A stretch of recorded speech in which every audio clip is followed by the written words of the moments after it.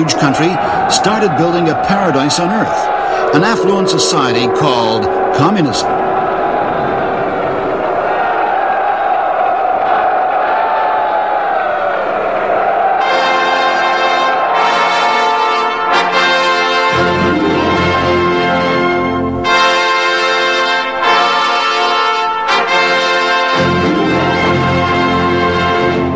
The mastermind of the revolution, Vladimir Lenin, and his cohorts from the Bolshevik Party firmly believed that it was possible to build socialism in one separate country, and then, in several decades, communism. And despite the tremendous difficulties, they embarked upon the road of their majestic plans. The prominent English science fiction writer, Herbert George Wells, after his talk with Lenin, called him the Kremlin Dreamer. The poverty-stricken and devastated Russia began to sink into a utopian euphoria. The country swayed from one fantastic project to another in expectation of the miracle. Naturally, the first dream of hungry people is food. At first, it was decided that abundance could be achieved with the help of electricity. And so, power transmission lines stretched across the fields. The idea was to cultivate millions of hectares of fields with the help of electric plows.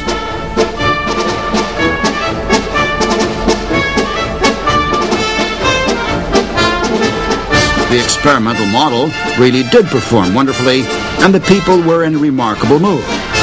On such an occasion, it would not be a sin to celebrate a grand holiday. Moreover, the leader, Comrade Lenin, said, "Communism is Soviet power plus total electrification of the whole country." Regretfully, nothing came of electric tractors and electric plows. And then especially organized women's battalions of tractor drivers were sent into the battle for the harvest.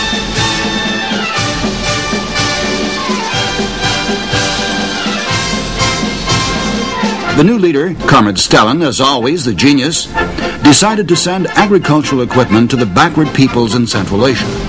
The appearance of tractors there amazed the local inhabitants, for they had never seen anything but donkeys and camels in the fields up till then. That fantastic machine seemed to carry them into the fairy tale world of 1,001 Nights.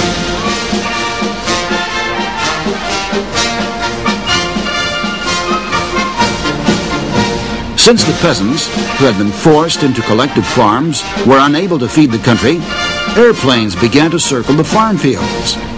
"Sowing from aircraft is a revolution in agriculture," proclaimed the slogan. But after the seeds sown this way failed to sprout, the experiment was forgotten. Представь себе, вон там идет трактор. For many decades, the dream about fantastic machinery, which, like in a fairy tale, would plow, sow, and harvest by itself, gave the Soviet people no peace of mind. This is the way young peasants, heroes in one of the popular Soviet films, visualized their work in the fields in the communist future, which was supposed to be just around the corner. But since, as before, there was still not enough food, they began to wait for a miracle from biology and agronomy.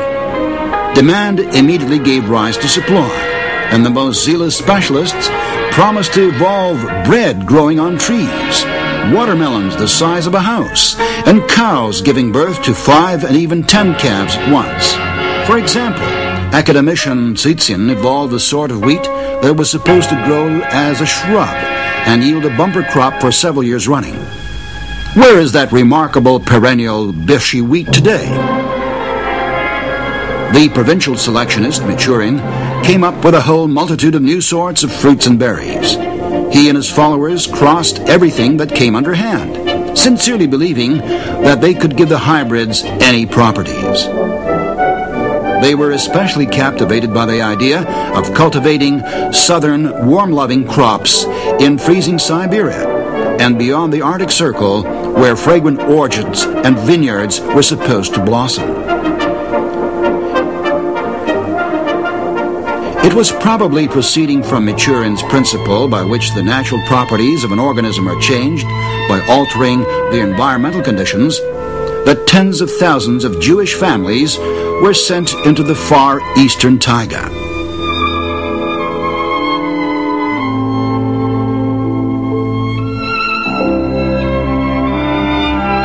It was there, in the uninhabited expanses near the border with China, that these people were to acquire a second homeland, a new communistic Israel.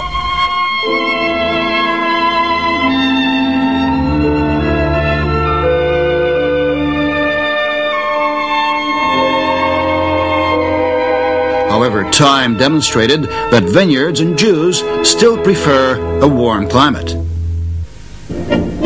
However, let's return to Maturin. By the end of his life, his orchard became a place of pilgrimage for many of Maturin's followers from all parts of the country. The selectionist died at the peak of his glory. There is quite a black joke that the cause of his death was a fall from a huge hybrid strawberry he had grown.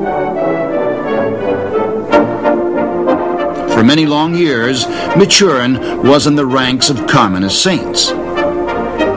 Trofim Lysenko, Stalin's pet and one of the most notorious charlatans in science, proclaimed himself Maturin's successor. That People's Academician branded genetics a sellout slut of imperialism and dispatched his opponents to prisons and labor camps.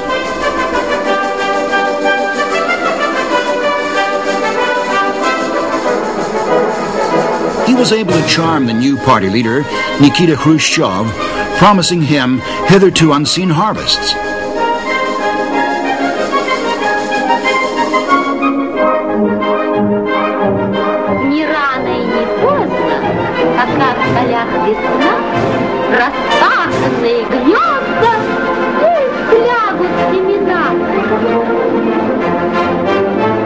This sequence from a cartoon lauds corn to the skies, for it was to be that very same magic and miraculous thing which Nikita Khrushchev thought would finally resolve the food problem.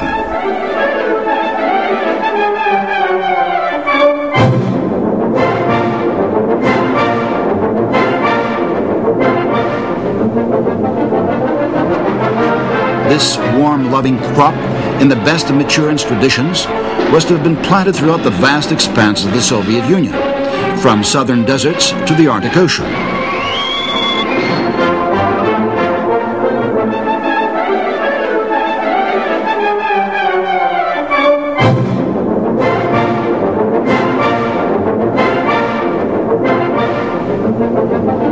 It was claimed that corn had truly mystical qualities. At last, the population would have as much bread, meat, poultry, and other food products as they needed. However, it was at the height of the corn boom that the country for the first time began purchasing grain from the West.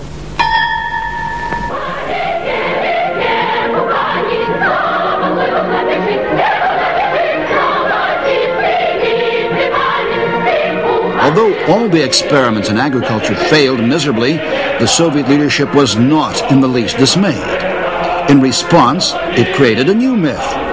There was that beautiful myth about a collective farm where things were simply wonderful. For instance, as depicted in the famous film of Stalin's epoch, the Kuban Cossacks. Moreover, the impact of the propaganda machine was so great that millions of poverty-stricken and half-starved peasants throughout the country thought that their own collective farm, a pitiful war-torn collective farm, was the exception, and that somewhere in a far-off village there is the ideal life, with the ideal farm, where people work and live as if in a general festive holiday.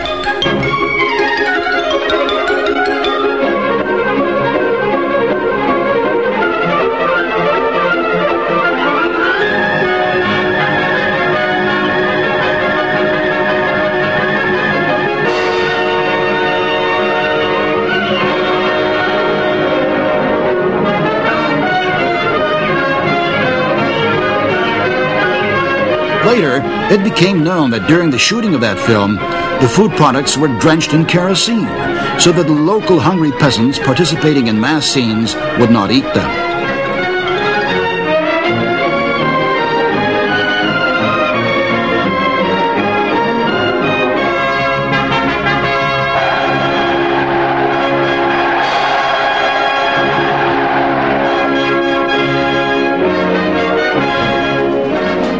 In the meantime, In the quiet of laboratories, scientists work on tirelessly because the Communist Party was prodding them to make great discoveries. In a situation when everyone was waiting for a miracle to happen, this opened up great a field for activity by all sorts of fantastic projectionists and reckless adventurers.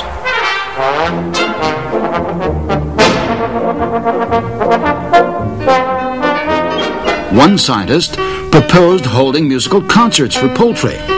According to his observations, the poultry swiftly gained in weight when listening to specific melodies.